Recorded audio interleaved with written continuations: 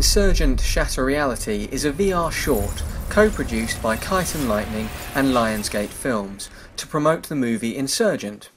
It uses a blend of Unreal Engine CG and 3D video capture of actors from the film, including Academy Award winner Kate Winslet. Kite and Lightning are quite practiced at this technique, as anyone who's tried The Station or the spectacular Senza Peso will know. Make your decisions wisely. I see you're dauntless. We'll start there. Taking place across 3 scenes, Shatter Reality provides ample visual spectacle, but doesn't really work as a self-contained narrative. It is merely a teaser, which was no doubt the brief, but unfortunately this leaves it feeling a little stale overall. Of course, we can glean bits of information about the world and our situation from what characters tell us, but we're simply not given enough to really ever feel that invested.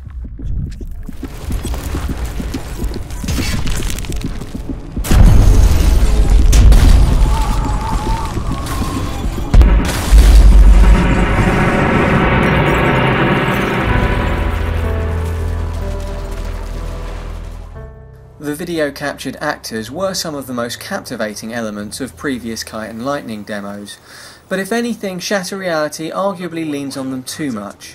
While it's really nice to be around realistic-looking characters, these are not Oscar-winning performances, and the dialogue fails to engage. And by the way, there's only one way to survive. Let's see if you can figure it out in time. You'll feel like your character is expected to have a much greater grasp of what is going on than the dialogue ever affords you, and sometimes what these people say is just downright confusing.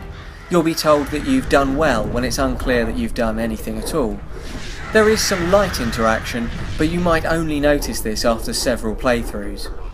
Disorientation might well be the intent of the piece, but the upshot is that the sections that focus on characters talking at you tends to pull you out of the experience.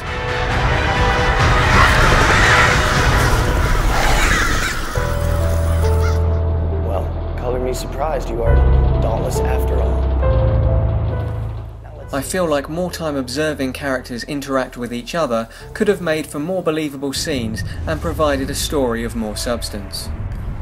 Perhaps I'm being harsh. Senza Peso and The Station are widely praised, and rightly so, but neither made any pretense at being fully formed stories. I think the problem is that Shatter Reality acts like it's telling a story, so when it fails to deliver on this front, the whole experience is undermined in spite of its accomplished visuals.